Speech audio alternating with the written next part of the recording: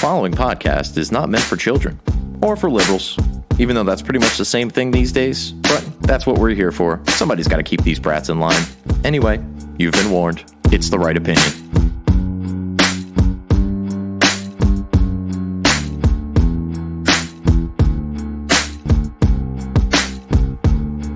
These days, our media's either incompetent or malevolent. They don't believe in heaven, but they acting like they heaven sent. Knowing the truth is way harder than telling it. We gotta work harder, gotta be more intelligent. Sometimes we just gotta grab a mic and start yelling shit. We're living in times when it's hard to stay relevant. Be the elephant in the room, in a room full of elephants. Be the elephant in the room, in a room full of elephants. Boom. Boom. Boom. Do you miss me yet, people? You know you miss me. People have been talking about how much you freaking miss me, and I don't blame you. Anyway, what's going on, everybody? How are you? I am, of course, Harrison Bergeron. This, of course, is the right opinion. It's been a minute. I've, forgotten all my shtick. It's irrelevant. There's obviously bigger, more important things going on in the world. I was going to kind of open sarcastically and be like, well, I mean, not a whole lot's happened since we last spoke, but obviously a lot has happened since I last talked to you fine people, or I've posted anything at rightopinionpod.substack.com, or for that matter on the podcast itself, The Right Opinion, available at a variety of locations, therightopinion.podbean.com or Stitcher, iTunes, all that good stuff. But most importantly, follow me on the social medias. Twitter's the big one, at RightOpinionPod, but also Instagram and Parler, for those of you still over there. Bongino not involved with Parler anymore, so I'm sort of iffy on the whole thing. I gave it a whirl, really as a solid to him. The guy's done a lot as far as helping to inform me, which obviously helps inform this show, which in turn hopefully helps to inform you in some way, shape, or form. So there's a lot going on, like I talked about. I'm going to break everything down into four pretty major, pretty broad categories. Afghanistan, abortion, ivermectin, and vaccine mandates. The last two obviously very much kind of coincide with one another, being largely under the umbrella of COVID. And my Lord, I am so happy that maybe one day we will never talk about COVID again, but at least most of the show isn't about COVID this week. I guess that's some sort of improvement, but let's do it. Let's hop right into Afghanistan. So it's hard to imagine that anyone could have done this any worse than Joe Biden did it, but I just kind of want to break down a lot of the inconsistencies and some of the specific, really stupid things that were done by this administration. Let's go back to the big lie about this whole thing, right? There's a big lie here, and that big lie is that Biden was handcuffed by Trump, and Trump signed a deal and Biden couldn't change it. Well, if that were the case, then we would have pulled out on May 1st, which is what Trump's deal involved. And yeah, let's talk about that, right? Trump made a deal with the Taliban. Not a huge fan of any president ever negotiating with terrorists, and not to make excuses for Trump, but in this particular case, the Taliban, while they're not terrorists themselves, they're more of aiding and abetting terrorists. Nevertheless, they are the opposition force in the war that we were fighting over there. So if you want the war to come to some conclusion that doesn't involve the complete and utter evisceration of your opposition, which personally I'm in favor of, but that's just not how we're allowed to do things for a variety of reasons. But because we don't live in that world where we're able to do that, you do need to come to some conclusion with this war. And the only way to really do that is to negotiate with your enemy. Again, not a huge fan of the people that we're negotiating with. Don't really trust them a whole lot. But, and this is kind of the big difference, or one of the major differences between the Biden administration and the Trump administration, is that the Taliban do not fear the Biden administration, whereas they were terrified that Donald Trump would, in fact, eviscerate them from existence. They saw what happened to Soleimani. They know Trump doesn't want to drag out the war. Trump doesn't want to put more troops on the ground. So what he's going to do if they cross Trump is they basically are going to be annihilated. Them, the leadership, not their troops, not their camps, them. He's going to target the people that made the decisions because, let's face it, those are the people that deserve to die. They're not worried about Biden doing things like that. And for that matter, Biden is worried very similar to how Trump was worried about the image of putting more troops in, even if it's a temporary thing, even if it was part of the plan. But what ended up happening to the Biden administration is that they tried to not put more troops in because they didn't want a headline of the Biden administration puts more troops in Afghanistan, even if those troops were going in to ultimately pull everybody else out. A strategic maneuver that absolutely no one would be upset about if, in fact, all of the troops were actually out of there, a month later or whatever the case may be. The Biden administration chose not to send in extra troops to try to extradite all of our military, equipment and personnel, as well as SVIs. I'm sure you've heard this terminology bandied about. It's basically people with special visas that have worked with us. They were either Afghan nationals that worked as interpreters to help us in our fight against the Taliban and, terrorism more broadly, whatever. So the Taliban were not worried about Biden, and as soon as Biden started making any moves and started pulling troops out, they showed it. On top of the fact, let's talk about the actual negotiations. So, in addition to the fact that the U.S. was working from a place of strength under Trump because the Taliban were actually afraid of him, now the Biden administration negotiated with them and completely changed Trump's plan. So remember, you couldn't change it, even though we did change it because the deadline changed. Like, that in and of itself is evidence that you could change it because you did change it, hence it was changed, and our eyes and our ears aren't completely deceiving us, Mr. President. But, so in addition to the deadline change, they also changed the entire mission, basically, probably because they didn't want to put more troops in, and it's possible that a Trump, scenario might have involved putting a few more troops in order to get everybody out. A bunny hop, if you will, right? Like one step backwards, 2 steps forward. That would have resulted in us being a step forward rather than a step backwards, which is where we ultimately ended up. So the Trump administration was going to evacuate out of Bagram Air Base instead of the Ahmed Karzai Airport in Kabul. Well, what's the big difference there? We had control over both. We were going to consolidate to one to make it easier to just get everybody out. Ahmed Karzai Airport has one runway. Bagram Airport has a couple of runways, a few, as a matter of fact. So it would have been easier to get planes in and out of Bagram. Bagram is also like an actual military base, not like a commercial airline airport like Ahmed Karzai is to a certain extent, at least like the closest analog that they have to what we would consider a commercial airport.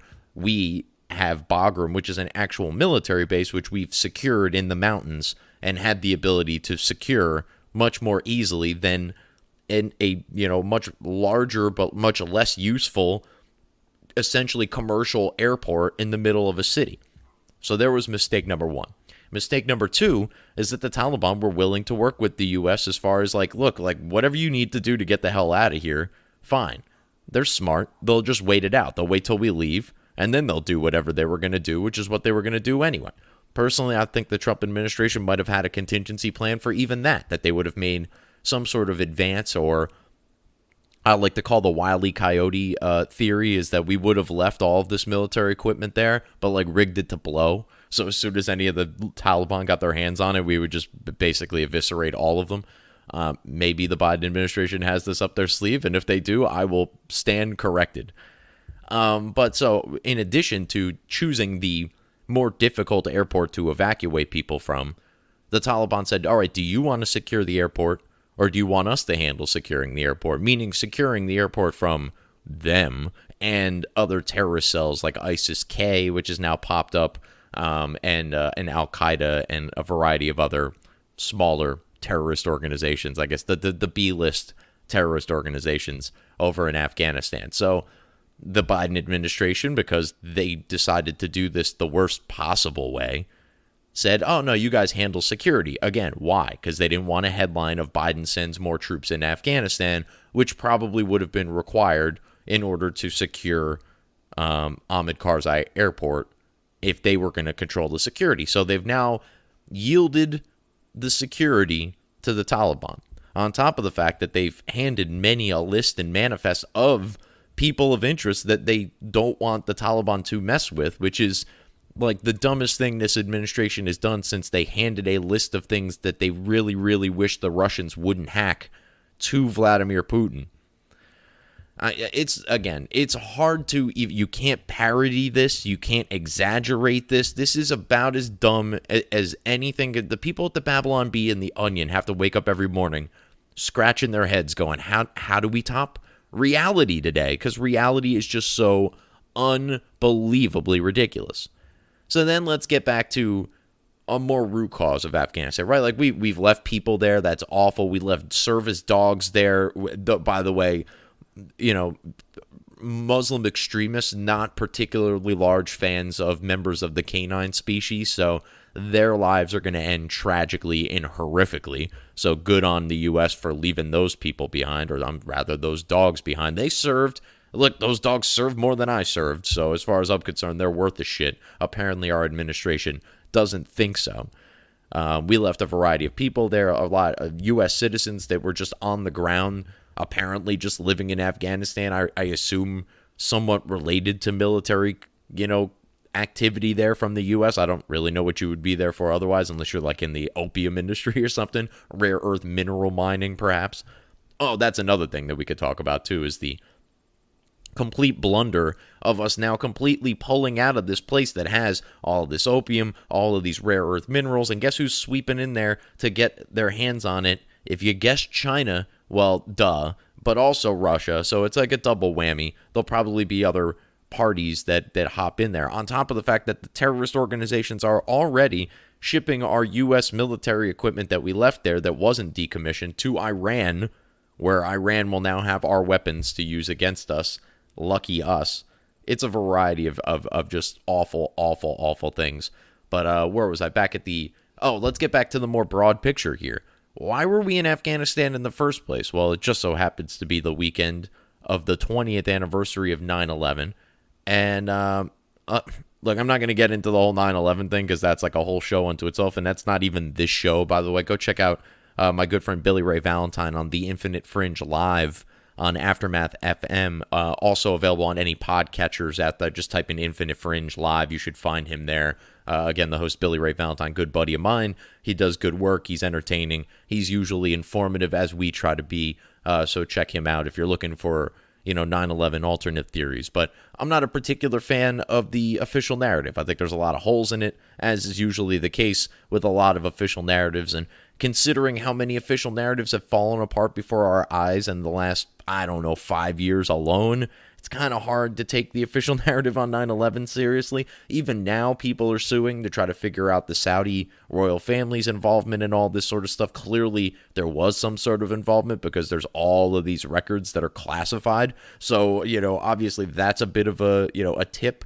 But we clearly don't know everything about what happened there, if we know anything about what happened there. That said, for the purposes of this conversation about the war in Afghanistan, let's assume the official narrative is correct, just so that we don't have to get tangled up in what's true, what's not true. What they're saying is true. Let's assume that's true, because it still doesn't really bode all that well for them when you look at it logically and play the whole thing out. For instance, we went to war in Afghanistan to stop a war, to stop terrorism in general, but specifically the terror cell Al-Qaeda that was operating in Afghanistan freely, basically, which was under the rule of the Taliban and just allowing Al-Qaeda to do their thing.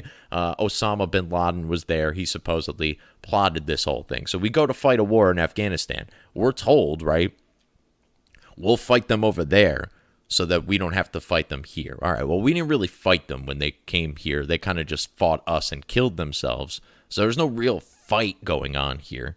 On top of the fact that, all right, if we're fighting them there so that we don't have to fight them here, I mean, let's start with the CIA. What are they for? Don't they like exist to stop things like 9/11 from happening? And again, we got to skip over, we got to just assume a lot of the official narrative is true here. But, let's assume the CIA didn't have any involvement in this whole thing. Isn't their entire goal to exist to collect information overseas to prevent things from like 9/11 from happening here in the United States? So we had that in place before we are fighting them over there to keep them from coming here so we don't have to fight them here. Okay. Well, then we also created a whole new branch of government, a cabinet level position that the head of Department of Homeland Security, Tom Ridge, former governor of Pennsylvania, was given that distinction. He is now, of course, involved in a litany of kind of military contracting and in surveillance type of businesses as a private citizen, and is obviously making a boatload of money doing so. So all of that, considered. So we created a whole new branch of the executive branch, a whole new sub-branch of the executive branch, the Department of Homeland Security. We further empowered parties like the CIA, who failed us already, and the NSA and other intelligence agencies through the Patriot Act to be able to expand their capabilities to once again prevent the 9/11. We also created the TSA, or at least amped up police security much more broadly across the country, preventing things like a 9/11 from happening, presumably. So you've got all of these various layers of protection, and you mean to tell me that the thing that's really stopping 9/11 is having like 2,000 troops in Afghanistan guarding opium fields? Yeah, I'm sorry, it just doesn't add up. Like, at the end of the day, if the Department of Homeland Security is doing their job, if the Patriot Act's working, if the TSA is doing their job, we don't need to fight them over there to fight them over here. We got that covered without putting any boots on the ground anywhere else. Now, that said, a lot of people have made the comment, and it's valid, that, yeah, we had kind of like a skeleton crew over in Afghanistan. We hadn't had a combat death there in almost 18 months before, obviously, this horrific pullout where we lost, I believe, about 20 members of the armed service, if I'm not mistaken, and dozens more injured on top of that, because the whole operation was sloppy from beginning to end. Another difference between the Trump pullout and the Biden pullout is that Trump smartly was intending on getting the special visa people, the American citizens, civilians on the ground out, getting all those people, starting to move out of the country before we start getting all of the military out. Because once you pulled some of the military out and then tried to scoop together all these people, well, you had less military on the ground in order to go around and scoop up all these people, which made security more difficult, which made a variety of different things more difficult, which resulted in the Biden administration having to put more troops back in there to basically put a Band-Aid on this massive bullet hole. Then, obviously, like I've talked about, we've left a variety of people behind, service dogs, men and women that were on the ground. There were students, like California schools, for whatever reason, were taking field trips to Afghanistan for the sheer audacity of virtue signaling. I can't imagine any other reason why you would be taking field trips to Afghanistan. But nevertheless, there was like a couple of California schools that had students on the ground that when we pulled wheels up on August 31st, they were still there.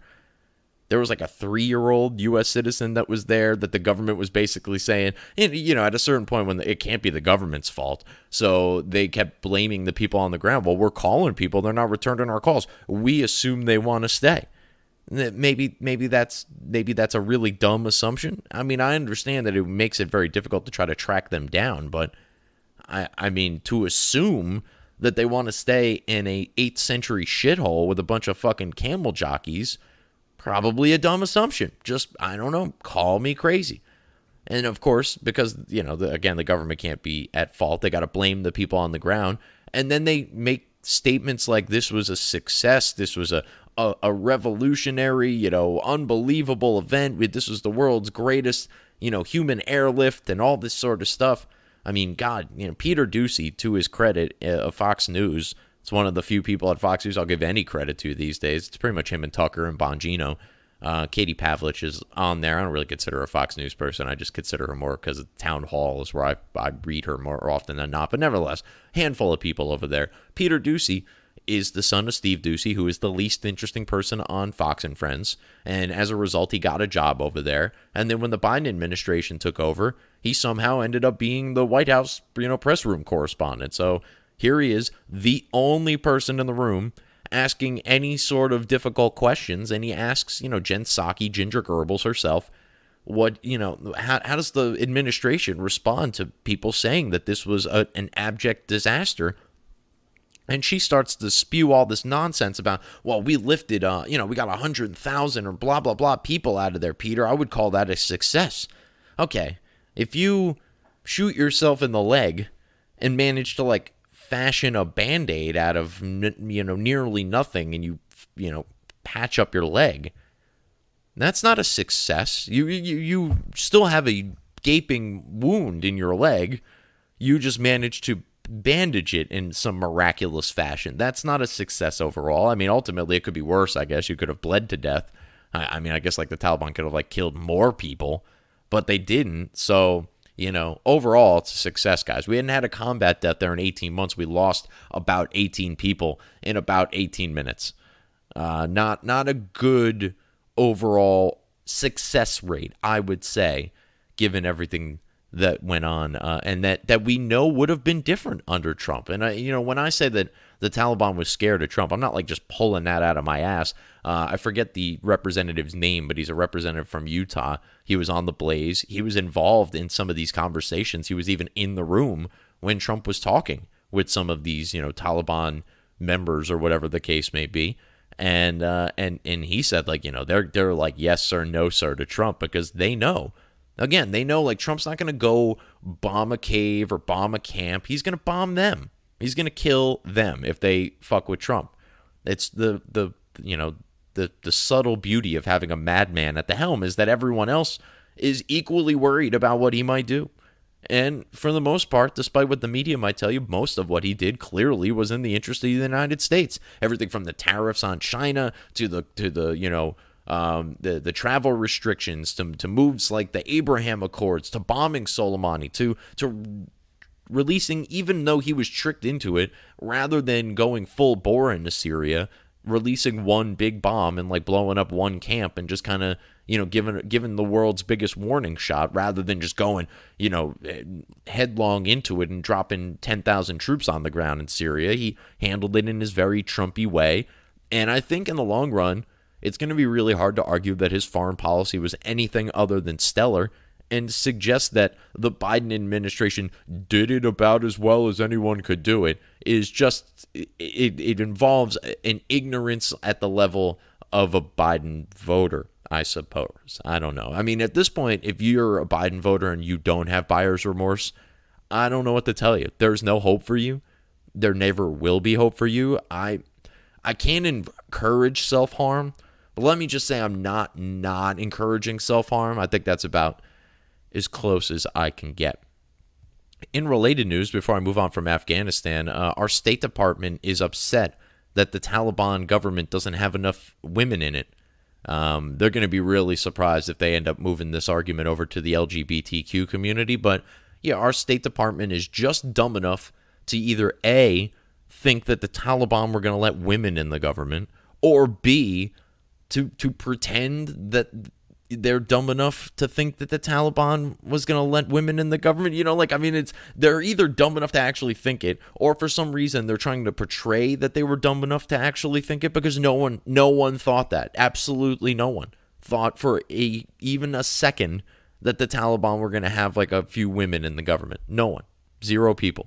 But we're supposed to like be outraged because they didn't, because they said that they would give women's rights, even though they did go on to suggest that that would be within the bounds of Sharia, which basically means they don't have any rights. So, our State Department is either really dumb or really dumb at pretending how dumb they are. It's not good. There's not a whole lot of good stuff to report out of the executive branch as a whole, and I mean government largely. The Supreme Court's maybe a little bit done something nice, but even when the Supreme Court does something good, it basically means that they didn't do anything. That's our best case scenario with really government across the board, is that they didn't do anything. This is when people complain about the gridlock in our system and we got gridlock in Congress and the House and they can't get anything good. They never do anything good. Why do we want them to do things? Stop doing things. They had the best, governmental document in the history of the world, and they've slowly chipped away at its awesomeness over the course of time. Stop it. No more. Don't do anything. Start repealing some of the stupid shit you did. If you really must do things, let's start going backwards a little bit. And I don't mean, like things like civil rights and voting and blah, blah, blah. I mean like welfare systems and things along those lines. let's get libel and slander back into the regular vocabulary, and for that matter, legal jargon, and maybe we could start, fact checking the fact checkers that wouldn't know a fucking fact if it in fact checked them during a hockey game. So, nevertheless, abortion, the Supreme Court. I was teasing it a little bit. They didn't do something recently, which is awesome, as I just talked about. They were basically, given the opportunity, I guess, to hear a case based on SB 8, State Senate Bill 8 down in Texas, which later passed and is basically a very, very the most pro-life bill in the country right now. It's a 6-week heartbeat bill, basically saying that women can't get abortions after a detectable heartbeat is detectable, basically. So roughly about 6 weeks. This is very radical. The Supreme Court didn't take it, but mostly because of procedural grounds, so they will eventually hear a case about this, I'm sure, eventually. There's a couple of elements as to how this will end up in the Supreme Court. One is that any affected party, once there's an actual injury or a proclaimed injury by a specific person and lawsuits start working their way up through the court system, so if a woman is trying to get an abortion, she can't because of this law, she could sue. This can work its way up through, appellate court, blah, blah, blah, and then get its way to the Supreme Court. Another way that this could work is that, technically speaking, the law enforcement in Texas isn't really enforcing this law. It's really more of a civil matter where I, as a resident of Texas, if I were one, could basically sue a woman or a doctor who was attempting to get and or providing an abortion to a woman who had, a fetus with a detectable heartbeat or had been pregnant for at least 6 weeks. It's not so much a criminal thing so much as it's like I could sue you for $10,000. So it's almost like a bounty. These lawsuits could very well work their way up to the Supreme Court, at which point the constitutionality of the law will be examined, and that's when you get to everyone freaking out about whether or not this could potentially lead to the overturning of Roe versus Wade. Now, it would take, again, another procedural thing. Somebody would have to actually make a formal challenge and kind of work their way up for it to get to the Supreme Court. That said, I think there's also there's a law in Mississippi, I believe, that is similar to this one. I think it's a little bit later, 10 weeks, 12 weeks, whatever it is, 8 weeks. But it's not quite as strict as the Texas law. But there are some things to note about even the Texas law, as strict as it might be. First and foremost, and don't let anyone tell you otherwise, because this is just nonsense. You hear this all the time about all these restrictions on abortion, all these potential laws being passed by largely red states, is that, oh, well, what about the life of the mother? There's virtually 99.99999% of these laws always built in an exception if there is a risk to the life of the mother. Always. Like again, 99.99999. There are virtually no laws in this manner that say, no, we've got to save the baby over the mother. None of them. It never happens. It's always a talking point. Every time you look it up, it turns out to be a very specific exclusion written out multiple times in these bills just to drive it home. So that said, that is a thing. Having said that, we have there is no exception for rape or incest. I'm a little bit on the fence about this one. Having said that, obviously I'm not a woman, so I'm speaking from a certain place of like I'm never going to really have to deal with this. That said, I do raise a daughter, so who knows, knock on wood. Hopefully I don't have to deal with anything like this, or she doesn't, because it's not really me dealing with it. But that said, it's tricky with the situation with rape and incest. That said, and I keep saying that said because I'm trying to get to this point, is I had a conversation about this very topic with my girlfriend a while back, probably about a year ago, and she made a really brilliant point that I never thought about because I've shifted over time on my thoughts about abortion. I'm more strict now than I probably have ever been in my life. But there were points of time where like exceptions like rape and incest, exceptions like there was kind of like here and there, maybe if it was early enough on in the pregnancy, or, where does plan B fall into all this sort of stuff? These are the nuances of the argument that if you're remotely passionate about the topic, you have to talk to yourself about. You have to, figure out where you stand on it. And I kind of came down to the fact where, like, plan B to me is about as far as I'm willing to go, mostly because it kind of stops the process before it ever really starts. It's no different to me than birth control. So in that way, it's about as liberal as I get on this thing. And my girlfriend said to me, well, like if I got raped, I would take plan B, like right away. And yeah, there are a lot of instances out there where maybe you were drugged or whatever and you don't know, but I'm pretty sure you'd at least wake up and suspect, right? Like, and I'm not suggesting that we should be handing plan B out like it's Skittles either, but we're talking about extraordinarily rare circumstances. And in those circumstances, there still are other options that don't result in like a life being formed before we stamp it out. At least we can maybe stop it from ever happening, like birth control or any contraceptive would have done in its own right. But ultimately, here's the problem with this whole argument, is that this argument as a whole has shifted drastically in the last 10, 15, 20 years, which is, I think, a lot of why I've focused on it more and why my opinions on it have shifted over time, because I'm looking at the opposition. I think all of us know at the end of the day, even the diehardest of diehard pro-choice people will acknowledge, like, I mean, under different circumstances, we all acknowledge that's a life in there. If your friend calls you and tells you she's pregnant, we don't all go, all right, well, call me when you push that clump of cells out of your uterus, you fucking blah, blah, blah. No one does that. Everyone immediately recognizes that's a life. The only thing that makes it not a life is the lack of recognition, which is really more of a moral fault of the people not recognizing the life than it is the life itself. So if one of our lives should end, it probably shouldn't be the innocent one. Yeah, no, just throwing that out there. So I look at my opposition, and they constantly, if you're pro-life, they immediately assume you're some sort of like Bible-thumping, Jesus-loving, lunatic, which, if you are, hats off to you. I don't fault anybody for their faith at the end of the day. But that isn't where a lot of us are coming from. Like, a lot of us are not devout Catholics or devout Christians that think that, because Christ or God or blah, blah, blah. Like, no, I come from it from a scientific place. That's a genetic code that is unique.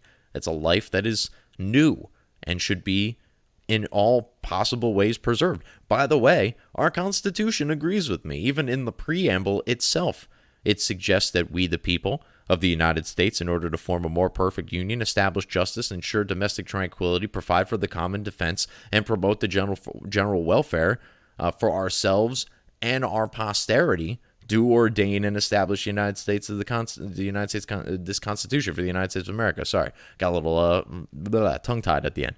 But yes, ourselves and our posterity means that we are here to preserve these inalienable rights that were mentioned in the Declaration, life, liberty, and the pursuit of happiness, that we are here meant to protect, people, our citizens, our homeland, our creed, our way of life. And that includes the unborn, because we're all unborn at one point. If our rights don't begin at our conception, then when do they begin and when do they end?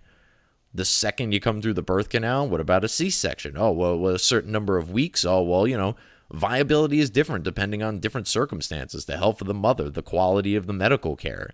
There's no real objective way to determine when a life begins other than at conception. And even in this Texas bill, obviously we can't determine the second it was conceived. So you get 6 weeks. Even as far as Texas is concerned, that's pretty lenient.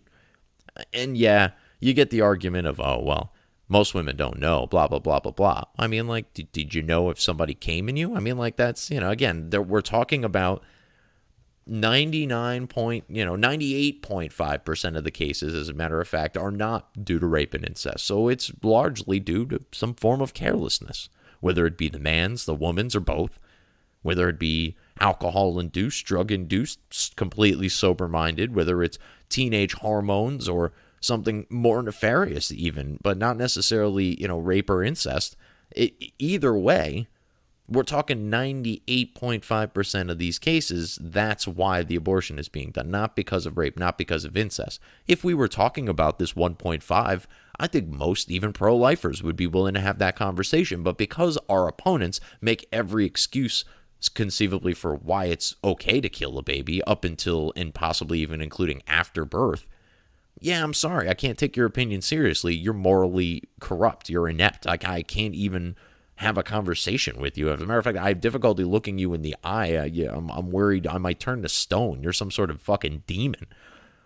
It is quite disgusting on a variety of fronts. So, if we can get a more rationed tone from our opponents, my opinions might get less and less radical. But until they start making some sense of it over there, which they can't seem to, I have to oppose them at every conceivable turn, because it is so obvious to me that the things they're saying and doing are completely bereft of any sort of morality that I think you and I and any rational, compassionate person would be comfortable with. So, yeah, good for Texas, good for Mississippi. I hope these laws stay in place, obviously. And look, you're in Texas, you could still go to Oklahoma or go to Arizona or whatever it is and go get your abortion if you're so desperate to go get one. But it's just not going to be happening in Texas. And we'll see if that ends up hurting Governor Abbott. His reelection bid is coming up. He's had some moments here. He's had some bad ones. He's had some good ones. He's gotten some good press. He's gotten some bad press. It depends on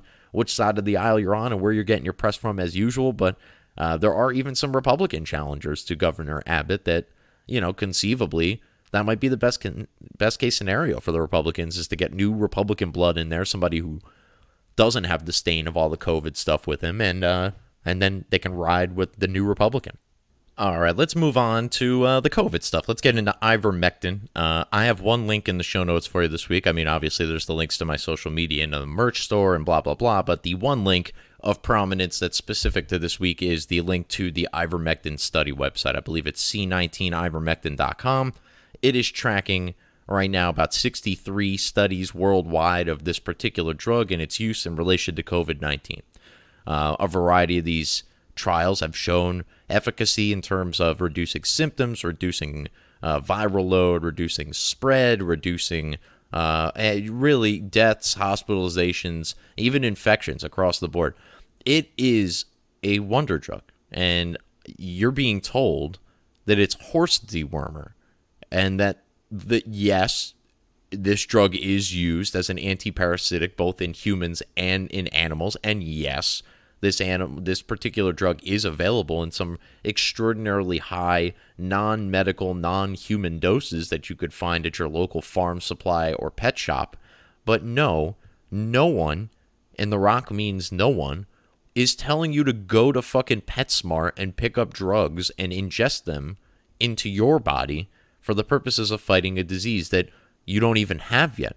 And if you do have it and you're going to PetSmart, one might suggest that maybe you should have quarantined, or that maybe you're going to be just fine and you should fucking chill before you start ingesting crazy drugs from PetSmart or the local farm depot, whatever. None of this is good.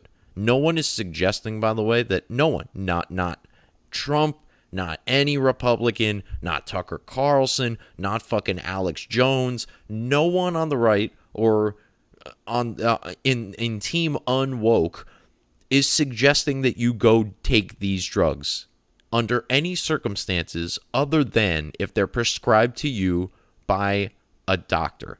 You want to go take some vitamins, go for it. They're over the counter. There's entire stores dedicated to the selling of vitamins. Go nuts. Vitamin C, vitamin D, zinc, whatever you think is going to make you, safe. Make sure you don't overdose on some of these supplements. You can potentially do that. Don't do that. And then, maybe you're better off, maybe you're not. But you have every right to take those things. When it comes to medication, unless you're rolling the dice with some sort of recreational thing, don't take drugs your doctor isn't giving to you. And if you go to your doctor and you're like, oh, well, I think I got COVID. He tests you and you have COVID. And you say, well, what about ivermectin? And he says, I don't think you should take ivermectin. It's probably a good idea that you don't take ivermectin. He'll probably give you something else. Maybe he'll give you azithromycin with hydroxychloroquine. Maybe he'll give you a fucking blank piece of paper until you go home and eat some chicken soup, you baby. There's a variety of different things and treatments that they could give you. If you're really bad, they could give you the monoclonal antibodies. If you're really bad, they'll throw you on a ventilator. There's a whole range of different things that you can do, including nothing. Like, there's a good chance that you might get this thing. You might have very mild symptoms. You're just going to have to kick it at home and watch some Netflix for a few days. Boo frickety who. No one feels bad for you. You didn't survive some, crazy disease. If you're, and I've said this a million times just so I could be perfectly clear about the vaccines too for the bajillionth time now. If you're in a high risk category, I think you should go get this thing. If you're 50 plus, maybe even 40 plus, and you have, first and foremost, 50 plus, period. If you're 50 plus, I think you should consider this. Am I saying you should get it? No, I'm saying you should consider it. Talk to your doctor, talk to friends who have gotten it, talk to your resources, whatever they may be, WebMD. Frankly, I don't really want to send you to the internet because there's nowhere on the internet you're going to find negative information about this vaccine, basically. That's in any way credible in a way that you would feel comfortable making medical decisions based on. You might find some crackpot post on 8kun or whatever the fuck. But yeah, unfortunately, the powers that be are not going to let you find any serious information about the lack of efficacy or side effects. VAERS is about the closest thing, VAERS. I believe it's some sort of vaccine, side effect database. That's an official, I think it's a .gov kind of thing. So it's official out there. How much that's being manipulated, I don't know. But that's about as close to anything you'll get as far as real serious data on side effects from these vaccines. But if you're 50 plus, if you're obese, if you have a pre-existing condition that's particularly respiratory related or immune related, go really think about getting this vaccine. As for the rest of us, we should have no mandates, which is going to get to my last topic here. But it ties perfectly in with the ivermectin thing, is that why are they shitting on ivermectin? Because they're so gung-ho about the vaccines. Now, I'm not one of these people that thinks the vaccine's going to give, it's a chip or it's a 5G thing or it's a they're trying to thin the population. I'm not necessarily convinced of any of those theories. I'm not also entirely unopposed to any of them because there does seem to be some weird, nefarious push about this virus. And it's not like a big pharma thing. They got paid already. The government paid them already during the R&D and the development of these vaccines. They're paid for. And you can't tell me that it's the government making sure they got their money's worth on an investment on our behalf, because it would be the first time in the course of human history that that's ever happened. So, why are they so gung-ho about getting these things in people's arms if there isn't some sort of nefarious thing going on here? Because if everybody's covered that needs to be covered, the rest of us don't need to be covered. These vaccines are pretty leaky, but they still are doing a fairly good job as far as reducing hospitalizations, reducing deaths, reducing symptoms, reducing spread. So, if everybody who's worried and vulnerable gets the vaccine, then the rest of us shouldn't be forced to do anything, especially when there's things like ivermectin on the table and things like hydroxychloroquine on the table and things like Regeneron, the monoclonal antibodies thing. There's a variety of different things that you can treat this with, even if you get it and even if you do show some symptoms, which gets me to Joe Rogan. Because obviously all the Twitter libs and the academics and the politicos and everybody had their fingers crossed hoping Joe Rogan would die because he got COVID. He wasn't vaccinated, I don't believe, or maybe he was. I've kind of seen mixed reports about it. I probably should have checked that before I started talking here, but Rogan wasn't even in my notes. I'm just kind of rolling with this one. Everyone was excited that he got COVID. Oh my God, he got COVID. He kept saying it wasn't such a big deal, and now he's got it, and I hope he dies. That was most of the internet for the 2 days that Joe Rogan had coronavirus. He got over it in 2 days. He had an Instagram, or 3 days maybe, made a little Instagram post. Hey, I tested positive. I got to delay my show. I went immediately to my doctor. We threw the kitchen sink at it. So everybody immediately starts calling Joe Rogan out. Oh, well, I thought it wasn't a big deal. Why'd you throw the kitchen sink at it, man? I thought it was just a flu, blah, blah, blah, blah, blah. Well, all right, Joe's not young, but Joe's in phenomenal shape. I mean, other than maybe a little weed and a little whiskey from time to time, the guy treats his body like a temple. I mean, we can all see that. We all know his workout regimen. We all know the type of work he's put in to his body over the course of time. All the supplements, all the fucking He's doing everything. Like, I'm sure he's doing acupuncture and fucking, Pilates and yoga and God knows all the different MMAs and stuff. Like, the guy clearly cares about his health. So he was probably going to be fine without all of these things. But he's a working man. He's got a daily podcast. He's on tour right now doing his comedy tour. Every day that Joe Rogan is positive of COVID is a day that Joe Rogan can't be Joe Rogan, and that means Joe Rogan's not making Joe Rogan money that day. So, yes, for all the idiots out there going, well, why'd he throw the kitchen sink at? Because he needed to get back on tour. He needed to get back into the studio. He didn't want to put Jamie's life at risk. Everybody who watches the show knows Jamie's the in-house Google machine. But, yeah, he's got a life to do, get back to. He's got a family he wants to spend time with. He doesn't want to be secluded from them for weeks on end. And sure enough, he took Regeneron. He took a vitamin drip. He took a zinc drip, or he took the Z-Pack, rather. And he took ivermectin. So obviously now CNN is reporting Joe Rogan takes horse dewormer. Joe has floated the idea of suing CNN, and I think that could be a revolutionary, game-changing thing in society, and I hope he does. My God, CNN really needs to take an L, and a really big and public one that not even they and their colleagues in the leftist mainstream media can cover up. Joe Rogan handing CNN their ass in the court because they decided to make the claim that he was out here telling people to take horse dewormer. Yeah, that's going to be just magnificent. So I hope he does, in fact, sue. So you've got the ivermectin thing. It appears to be working in a lot of cases. More specifically, not only is it not dewormer.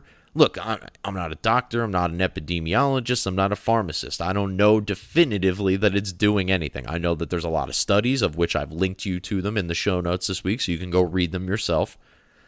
I know that this is a drug that, yes, again, is used to deworm horses and things along those lines, but it is also used in human medical use for a variety of different things. It was originally an anti-parasitic, things like ringworm and river blindness and crazy kind of random diseases that were parasite related. But like many medications, somewhere between 15 and 40% of medications or prescriptions rather are written off label or off purpose, basically, for a drug that is meant for A but is being prescribed for B.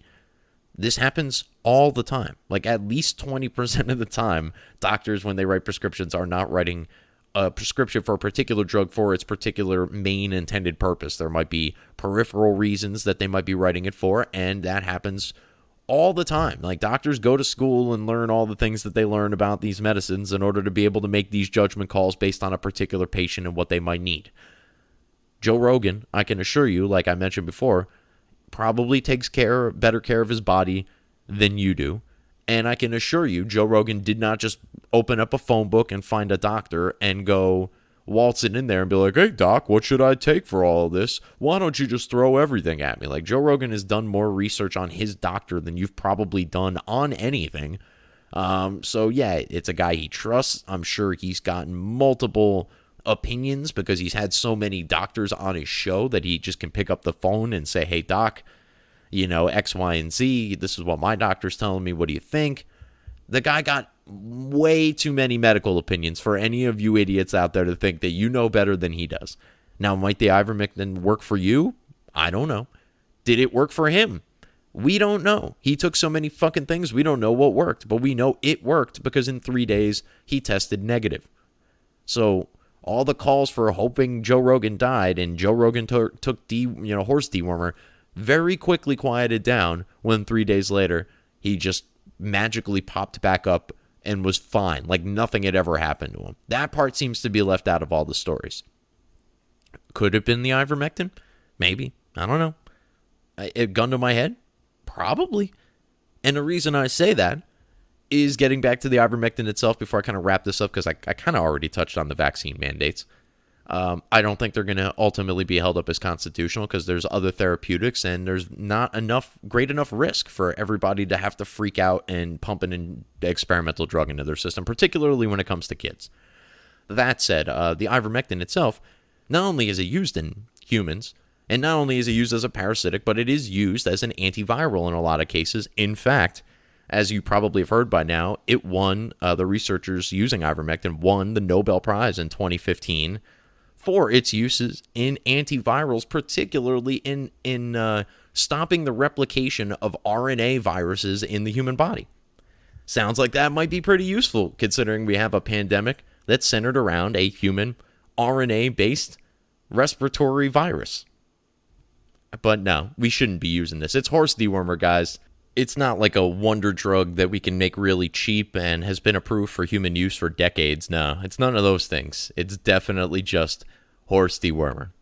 It's so dumb. And who's doing this? Yeah, I mean, the Rolling Stone story completely fell apart, right? I'm sure you guys saw this, is that Rachel Maddow and everyone was jumping out over their skis because Rolling Stone reported that gunshot victims in Oklahoma have to wait because of so many COVID cases, or not even COVID cases, because of ivermectin overdoses from people in Oklahoma who apparently everyone seems to think are just dumb enough to where it's believable that they all ran to their local farm depot and downed a bunch of ivermectin that was meant to deworm their horse. But yeah, it turns out that story was complete bunk. The tweet is still up by Rachel Maddow. The story's still up by Rolling Stone. That they've corrected it, but it's still obviously grossly inaccurate given the original context.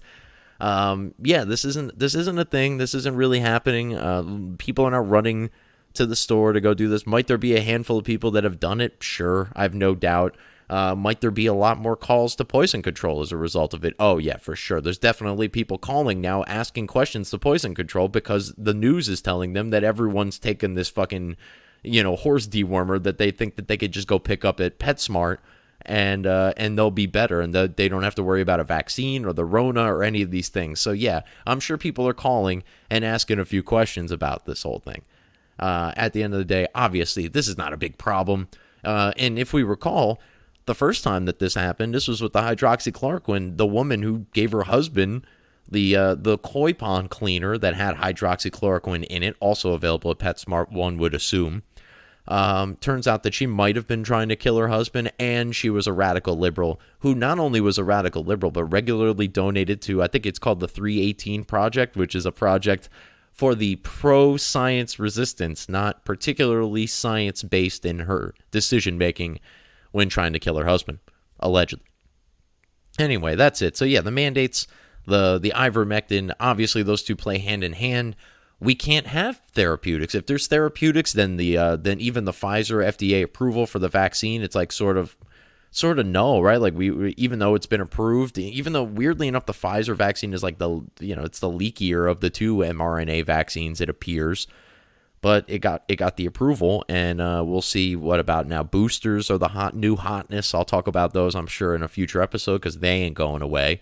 Saw a really horrifying meme on Twitter where somebody basically said, now they've turned your immune system into a subscription service, and that is terrifying for you because I'm not quite on that service yet, and I don't anticipate being. Even with Biden's new thing, I don't think that's going to necessarily affect me at work.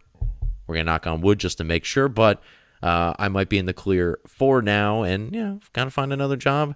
It's going to suck. Actually kind of enjoy my office. I like the people I work with, but, we'll see how it goes. If this ultimately ends up actually getting, put in place in any serious enforceable way, which I have my doubts will actually happen. Because let's face it, this administration, not particularly good at anything, so I got my doubts that they're going to be able to even get the things that they want done that I would hate with a fiery burning passion. But that's about it. We're almost at an hour here. I'm going to close things up here by doing my usual reminders. Check out the links in the show notes, the ivermectin link, the merch link, the social media links, the email, the affiliate podcast networks, and all that good stuff. Check it all out. Down there, I'm a little exhausted. I don't really feel like rambling it all off for you, but it is there in black and white, and in some cases blue with an underline. Those are links. You can click on those, but seems like as good a time as any to just remind you that opinions are like assholes. Everybody's got one, but this asshole has the right opinion, and you can only get it right here on the Right Opinion Podcast. I'm Harrison Bergeron, and I'll talk to you guys next time. Peace. Be the elephant in the room full of elephants. Be the elephant in the room full of elephants. Boom.